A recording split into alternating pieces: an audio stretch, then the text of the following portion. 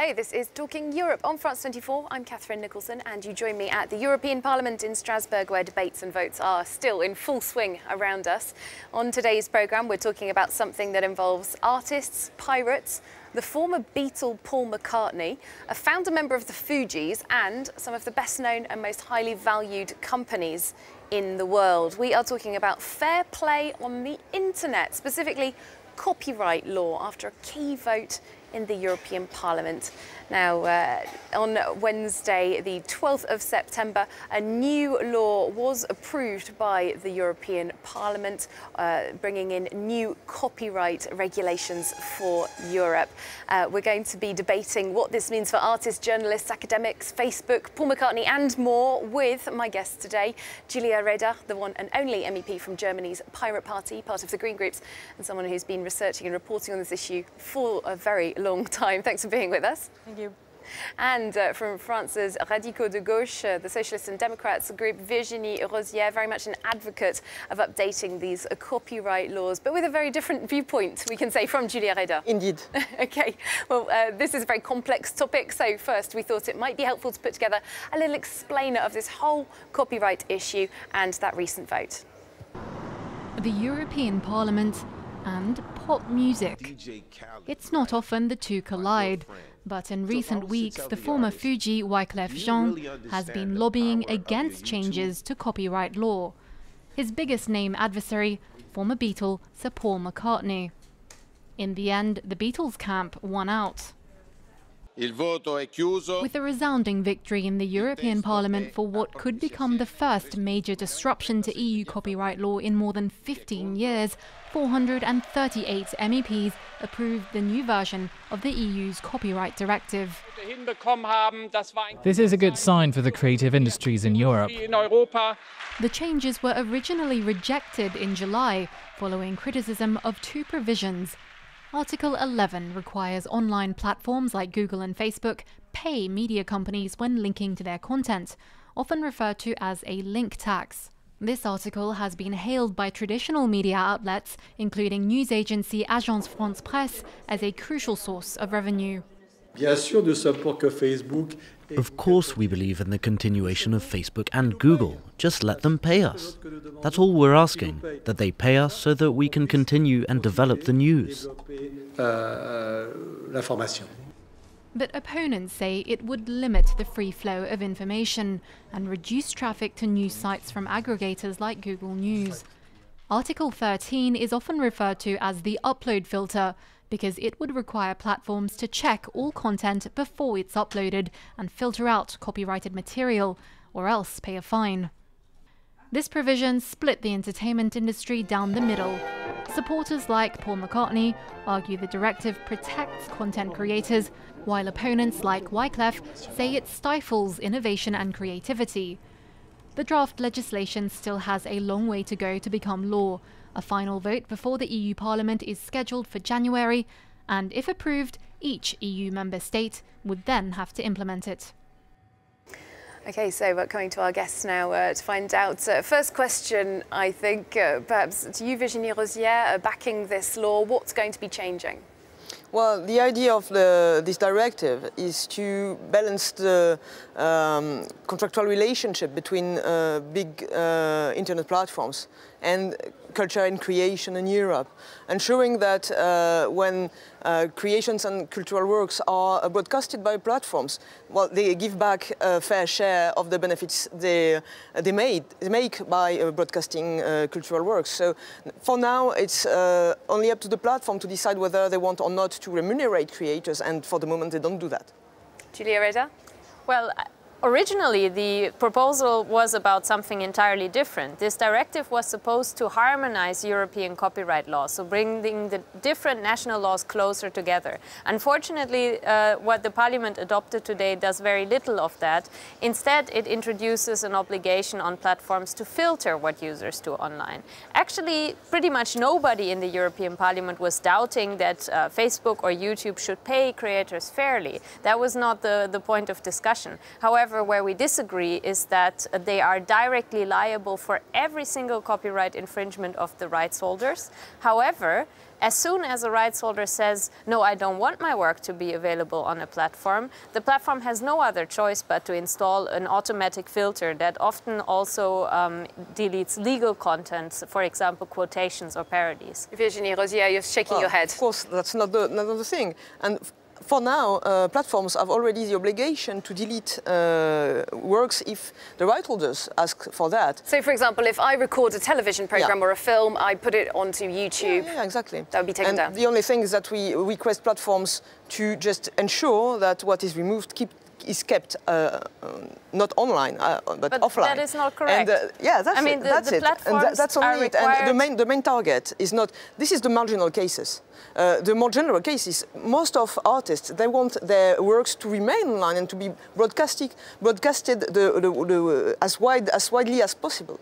But they just want to be remunerated. And so the main point of this directive is to create a right for remuneration, for press, newspapers, and for journalists, and also an obligation to license when the right holders request so. Well, for example, I've seen this case coming up with photographers. They take a very emblematic photo or a picture that becomes very emblematic, and it's just reproduced, and the person's there perhaps on Twitter saying, nobody's given me any money for this, this is my work. Well, our proposals would have ensured that they have to get paid. However, the problem is that the proponents of this law only talk about what it is supposed to achieve and not what it will actually achieve. Because the problem is the law does not distinguish between a photograph, a text, a video, whatever. It says the platform is directly responsible for any copyright infringement of their user and has to prevent it before it even happens. And that does not just apply to a photograph or something like that. Also, for example, if I'm reading up a poem and take a video of that, the automatic filter would have to detect that and to automatically delete it. I'm sorry, this technology does not exist. It's not just about YouTube's content ID, it's about requiring a technology that is not available today, and if it were available, you would probably have to buy it from the big American tech companies. No, I can see you're disagreeing there. This is a very personal interpretation, and it's not mine, and it's not what the text is saying. So if you look into it, it's just saying that you have to ensure cooperation between platforms and right holders. There is no unilateral decision from platforms, and that's what exists today. Platforms can decide on their own, being accountant to no one, to put content offline. There is an issue of different interpretations of the text. That happens with many different kinds of laws. I think a big question is how workable is this directive likely to be? Is it something that can really be put into practice? Because, of course, the digital world is changing minute by minute. Yeah, that's why we have to create principal obligations. And that's why, indeed, there is a responsibility of platform which is created. But it's a responsibility to discuss with right holders and with artists to define the way they want to see their works, the thing they have created, which belong to them, to be either broadcasted on which platforms, at which conditions, with which agreements. But I think it's natural that creators can have a say on the way their works are spread around the internet. If that's what the law actually said, that the parties have to sit together and find an amicable solution, then we wouldn't have this discussion. But independent copyright academics all over Europe and the United Nations Special Rapporteur for Freedom of Expression say that this proposal will lead to upload filters. So I'm sorry, there can be different interpretations, but I think we have to stick to what the text actually say the exact contrary. So. Well, perhaps we're coming to something else here. There has been talk about sort of the digital giants, the platforms that we've been talking about. These tend to be American companies, right? They exist in Europe as well, but the big ones are American. We're talking about Facebook, Twitter, all these sorts of things. There's been talk about, as this campaign has gone on, this tug of war over this directive, about the digital giants getting involved, about lots of campaigning coming from outside of Europe, actually coming from the United States, because the platforms have a lot to lose here, don't they? Don't you accept that? These laws have been tried. I mean, the neighboring right for press publishers has been tried in Germany, and it turned out that Google received a free license from the publishers to keep using their content because actually publishers want to show up in the Google search results. So actually they want to show up in the search results, but the people who've written the works want to have money for it. Well, if the platforms are using the journalistic works, that's already a copyright infringement. You don't need a new law for that. So basically, we had exactly the same discussion. Editors to be able to bargain. Yes, exactly, but this has nothing to do with this new right. I mean, this new right protects everything except for individual words. So basically, if a sentence like Angela Merkel meets Theresa May has been printed in one newspaper, no other newspaper may print it without asking permission. That's absurd. Well, isn't there? There's fair use that applies to. No, there isn't. I'm sorry, but not even the existing copyright exceptions like quotation right would automatically apply to this new right. Fair use, unfortunately, does not even exist in Europe. Why wouldn't you have exceptions if you have read the text, it says sorry, that Julia, member states don't try may, this kind of I'm quoting answers. from the text. It says member states may apply the exception. So moving away from the text, back to go back to your initial question. Yeah. Indeed, giant tech companies have are very concerned about the decision, and I think this is a sign that we are going the right way, because they have a lot to lose.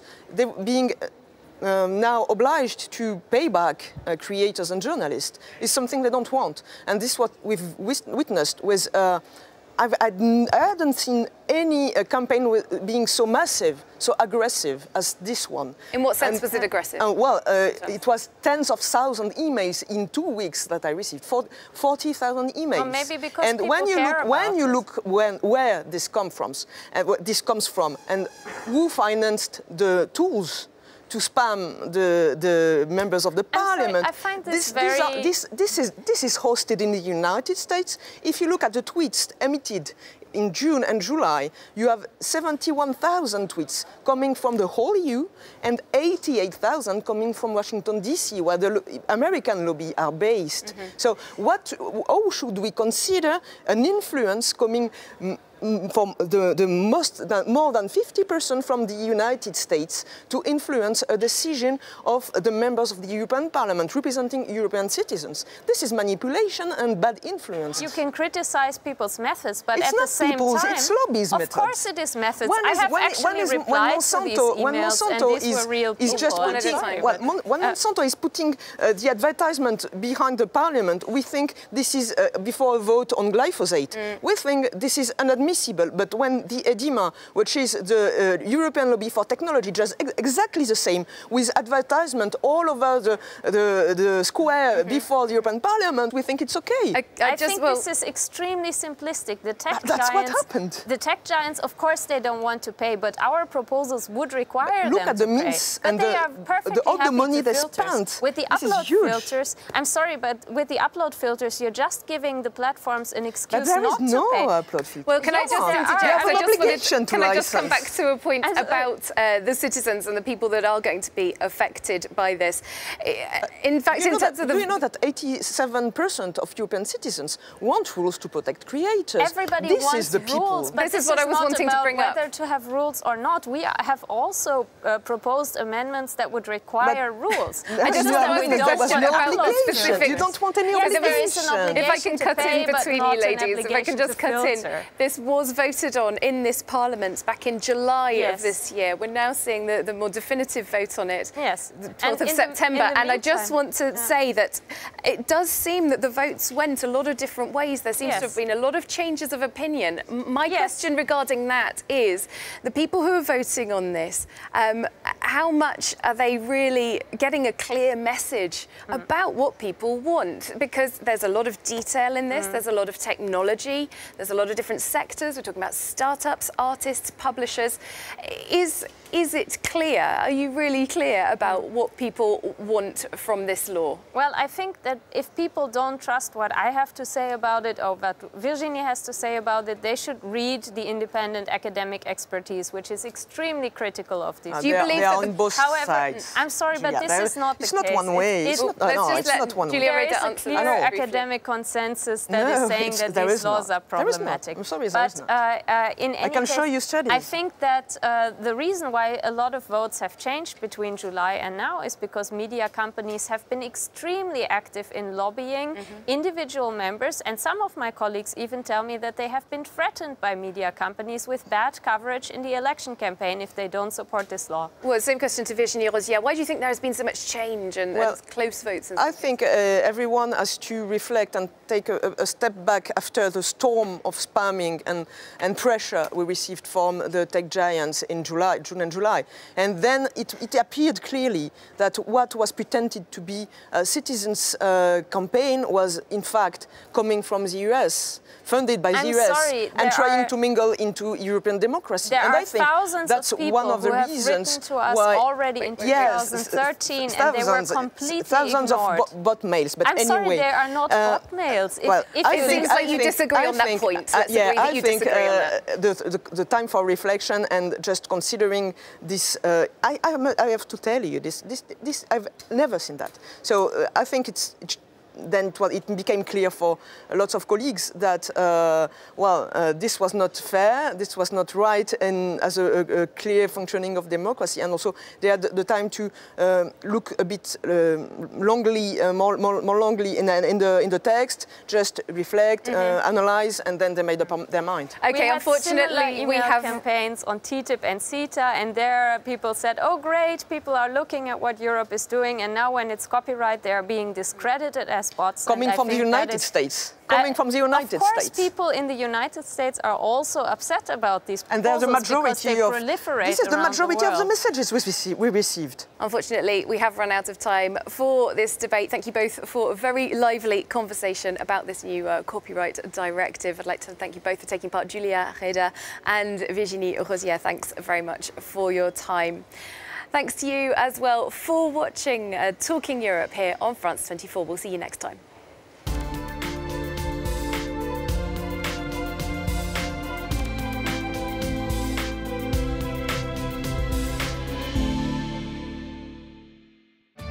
Tous les jours, la rédaction travaille pour vous apporter le meilleur traitement de l'information. Merci de votre fidélité. عيد ميلاد سعيد لفرانس 24 بالإسبانية. It's only the beginning. Thanks for watching France 24 in Spanish. Happy birthday. Nous travaillons pour vous avec passion. Bon anniversaire, France 24 en espagnol.